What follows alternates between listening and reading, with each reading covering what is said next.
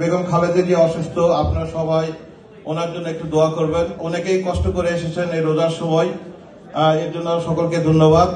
সালাম ভাইকেও ধন্যবাদ আসার জন্য, কষ্ট করে অনেকেই আসেন, আমি সবার নাম বলতে পারছি না। তবে সংক্ষিপ্ত আকারে শেষ করবো।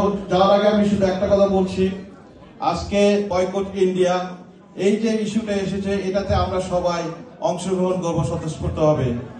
আর নতুন ভাবে যে শোষণের একটা রাস্তা শুরু করেছে ওরা, যে সার্বজনীন পেনশন স্কিম, এটা হচ্ছে মানুষের পকেট থেকে টাকা এখন কাটা শুরু হয়ে গেছে। এতদিন বিএনপি বা বিরোধী নেত্রীরা সকল সময় পুলিশের এবং বিভিন্ন বিচার ব্যবস্থার হেনস্থায় থাকতো, কিন্তু আমার মনে হচ্ছে এবার সাধারণ জনগণ এই সারিতে চলে আসছে এইবার, কেননা পকেট কাটা শুরু হয়ে গেছে এবং কোন জনগণকে তারা ছাড়বে না।